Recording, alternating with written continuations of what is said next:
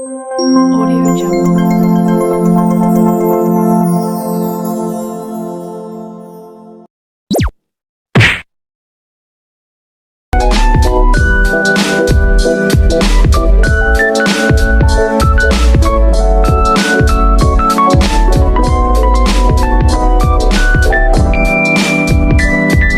Bismillahirrahmanirrahim. Assalamualaikum warahmatullahi wabarakatuh. Perkenalkan, nama saya Nur Wulandari, mahasiswa PPG Daljab Angkatan 4 tahun 2021. Nomor peserta 201699407 NIM 4120021087, asal LPTK Universitas Nahdlatul Ulama Surabaya. Hari ini saya akan mempraktikkan video pembelajaran UKIN kelas 4 SD, tema 4, berbagai pekerjaan, subtema 3, pekerjaan orang tuaku, pembelajaran 1, di SD Islam Hanifah, tanggal 6 Desember tahun 2021.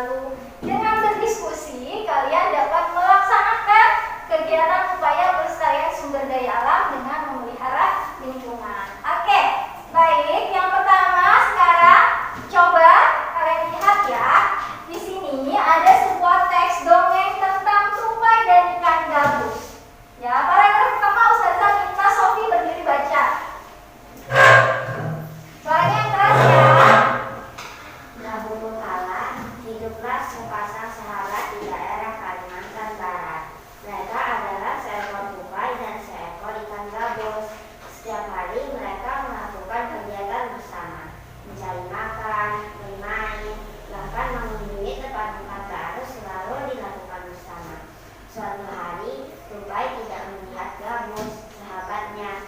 Ia mencarinya ke tempat biasa gabus tinggal. Saat ketemu, Tupai sangat kaget. Gabus terlihat lesu. Ternyata ia sedang sakit. Tupai sangat sedih. Ia menawarkan makanan untuk sahabatnya, namun Gabus tidak berselera makan. Gabus hanya menginginkan satu jenis makanan yang diyakininya dapat menyembuhkan penyakitnya. Tupai berjanji akan mencari demi sahabatnya. Setelah Gabus mengatakan makanan yang dapat menyembuhkan penyakitnya, Tupai sangat kaget. Ia harus mencari hati ikan hiu. Ikan hiu sangat ganas, tidak terpikir olehnya ia bisa mendapatkannya. Namun, Tupai bertekad untuk mendapatkannya. Ia ingin sahabatnya sembuh. Ya, baiklah rekan, saksilah. Tupai kemudian melompat dari satu pohon kelapa ke pohon kelapa lainnya yang dekat dengan tepi pantai. Saat menemukannya, ia melubangi satu kelapa dan membiarkan air mengalir.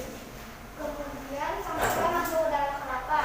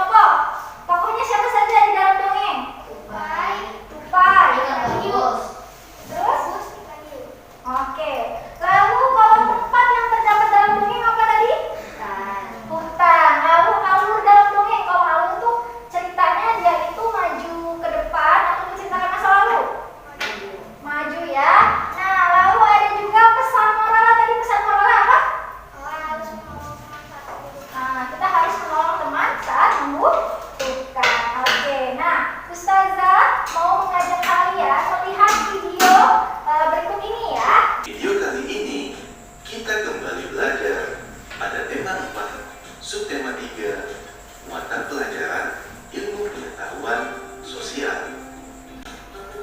Kegiatan ekonomi pembuatan kertas. Perhatikan pembuatan kertas berikut. 1. Kayu dikupas kulitnya dan dipotong kecil. Lalu yang kedua, potongan kayu dicampur bahan kimia menjadi pulp. Lalu yang ketiga, pulp diberi pemutih supaya kertas menjadi warna putih. Dan yang keempat, pulp masuk ke dalam mesin membuat kertas. 5. Kandungan air dalam pulp dihilangkan dengan mesin pres. Selanjutnya, 6. Kertas dicetak untuk menghasilkan kertas dengan ketebalan tertentu. Dan yang ketujuh, kertas yang sudah jadi digulung dan siap digunakan. Kegiatan ekonomi dalam proses menghasilkan beras. Kegiatan yang pertama, sawah dibajak menggunakan alat pembajak sawah. 2. Sawah ditanami tanaman padi. 3. Padi dipanen oleh petani. 4. Petani menjemur padi. Berikutnya, yang kelima, beras dikirim ke pedagang berbagai wilayah. Dan yang keenam, nasi siap dikonsumsi. Kegiatan ekonomi dalam proses pengolahan padi menjadi beras yaitu sebagai berikut. 1. Produksi. Dalam kegiatan produksi meliputi membajak sawah, menanam padi, memanen, dan menjemur padi. 2. Distribusi. Dalam kegiatan distribusi meliputi mengirimkan beras ke berbagai wilayah. Dan yang ketiga, konsumsi. Konsumsi yaitu beras dibeli oleh konsumen untuk dimasak.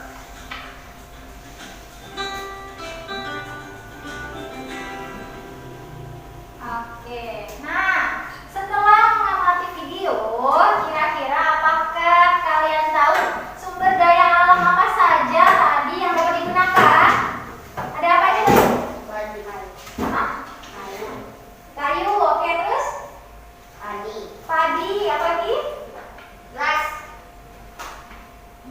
Ya, tumbuhan ya tadi ya, tumbuhan padi ya yang jadi beras.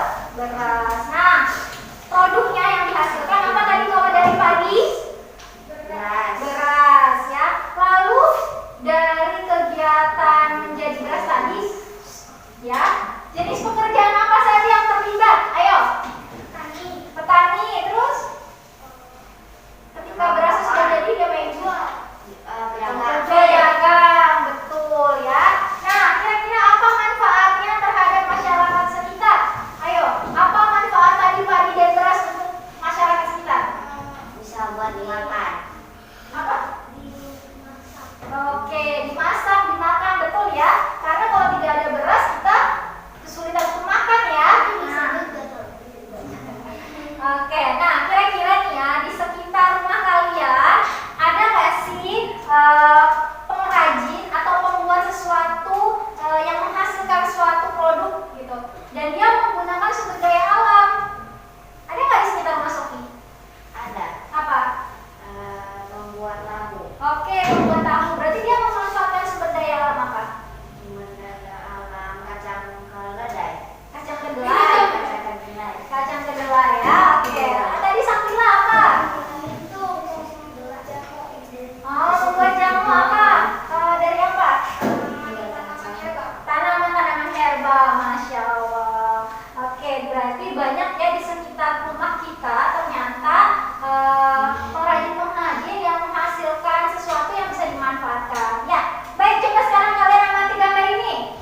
Ayo, ini gambar apa sih? Kebakaran hutan. Lalu hutannya jadi apa? Iya, jadi kering, jadi gundul. Kira-kira mengapa bisa terjadi hal ini? Karena kakak banyak terbang. Apa yang kencang? Oke, karena banyak penebangan pohon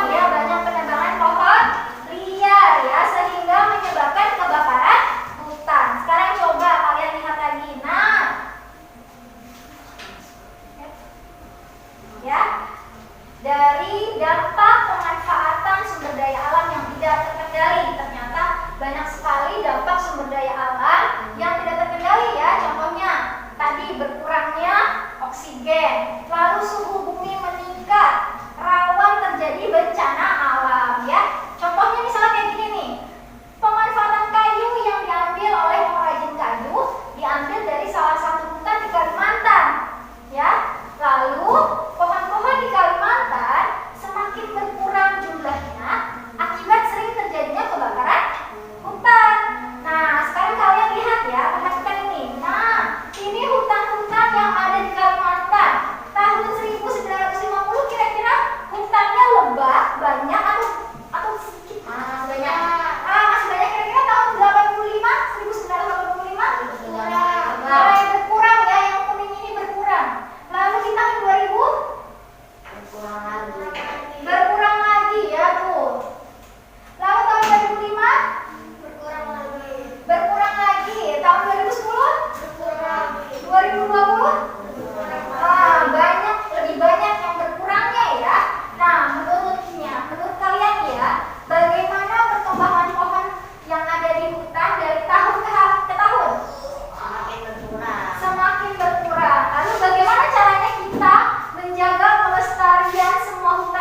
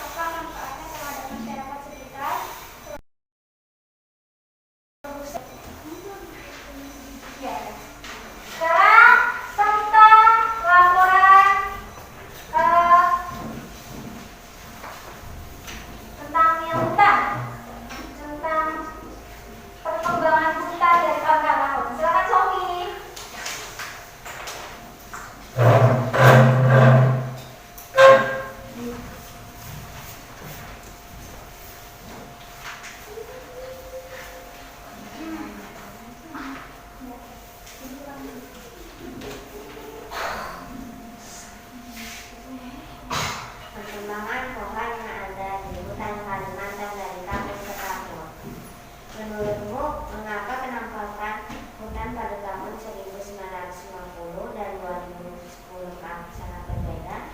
Karena pohonnya banyak yang ditebang. Bagaimana kondisi hutan jika terjadi penebangan terus-menerus? Hutan akan menjadi gundul dan terjadi banyak bencana, terutama banjir. Apa yang harus kita lakukan untuk menjaga kelestarian hutan, mengajak masyarakat untuk menghemat kertas dan menanam pohon. Oke, syukur. Baik, Masya Allah. Oke, sekarang Ustazah akan memberikan evaluasi ya untuk memeriksa hasil pemahaman kalian hari ini ya. Kira-kira kalian sudah hafal, sudah memahami materi ya?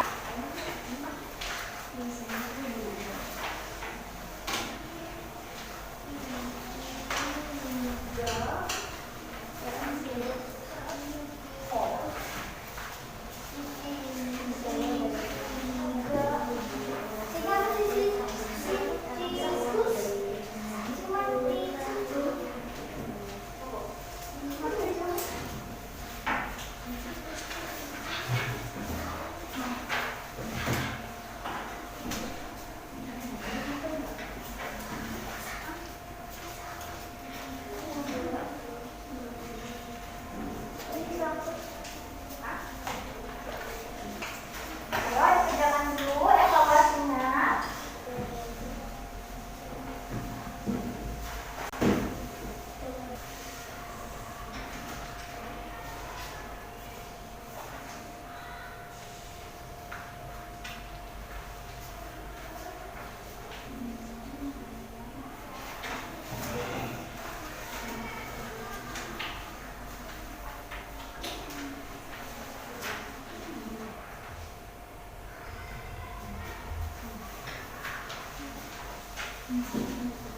Oke, sudah selesai? Sudah kumpulkan ya.